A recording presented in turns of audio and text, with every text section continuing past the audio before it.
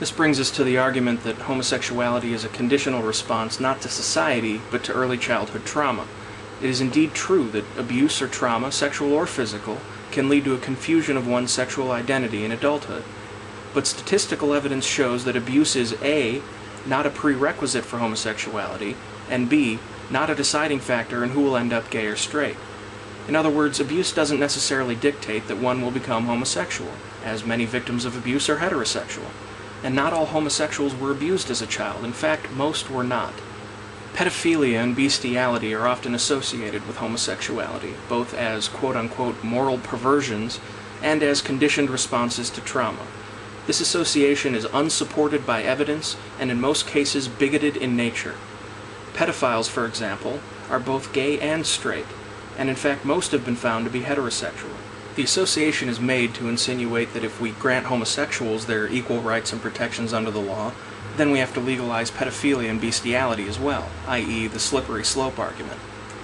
Pedophilia is due to a chemical imbalance in the brain, derived in almost all cases, unlike homosexuality, from some form of abuse in the person's developmental years, and therefore equal protections do not apply. Furthermore, unlike homosexuality, which involves two consenting adults, pedophilia is by no means a victimless crime, as it imparts severe psychological and sometimes physical damage on its victim.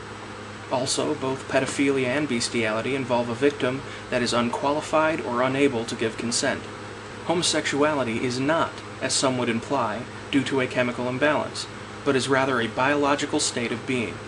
There have been hundreds of studies to confirm this, most recently a series of studies by Swedish scientists that found that the biochemical response in the brain to the scent of male pheromones is identical in both heterosexual women and homosexual men.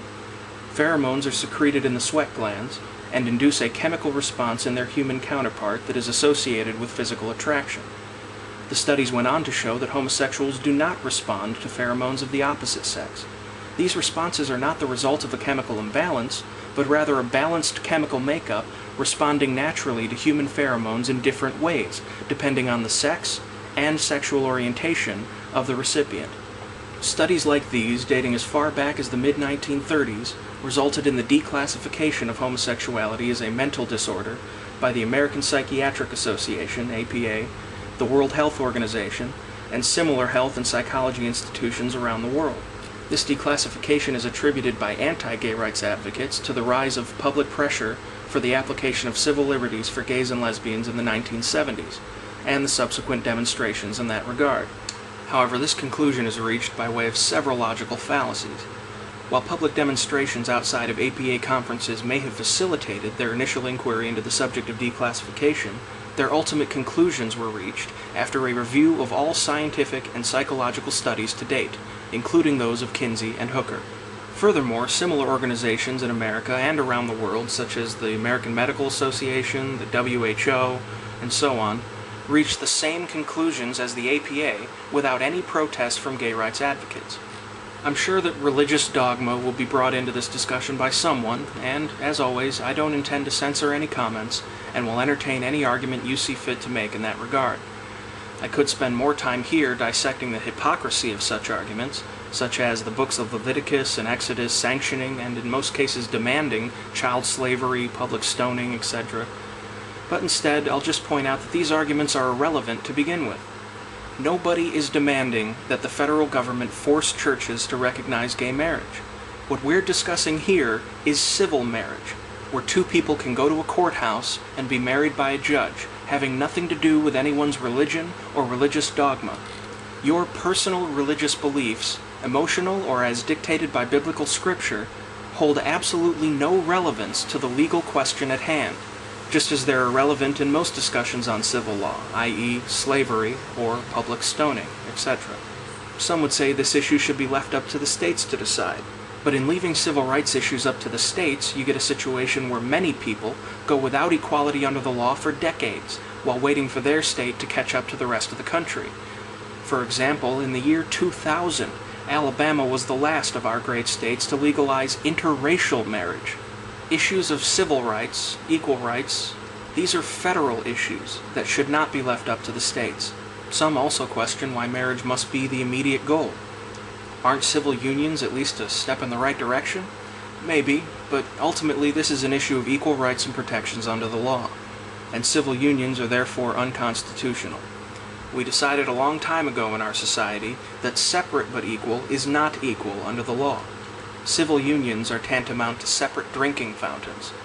If having a high percentage of melanin cells in the skin, or having 2 X chromosomes, shouldn't confine one to separate but equal rights and protections under the law, then why should having a biological predisposition to be attracted to the same sex confine one to such segregation? The position of most Democrat candidates for president, as well as the party as a whole, is not only unconstitutional, it is shameful, cowardly, and immoral, in that it condemns millions of citizens to suffering and inequality for the sake of staying within the boundaries of current political sentiment. And the candidates themselves have taken to hypocritical positions in that regard, espousing values of equality for all, but not living up to the promise when push comes to shove. And yes, even Barack Obama falls into that category. I know it's hard to comprehend that Democrats could somehow be spineless political weasels, but alas, it's true. And finally, though it's completely irrelevant to the validity of an argument one way or the other, I know it'll come up in this discussion, so I may as well get it out of the way now. No, I'm not gay.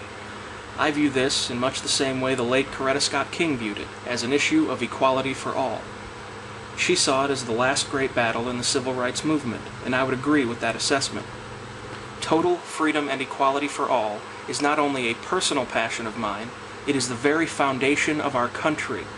Life, liberty, and the pursuit of happiness are not abstract ideas. They are the very basic human rights being denied by Democrats and Republicans alike, based on religious dogma, political expediency, and personal prejudice. And I will never be apathetic toward that injustice. So, I think I've managed to piss off every group surrounding this issue adequately enough. So yeah, fire away everybody.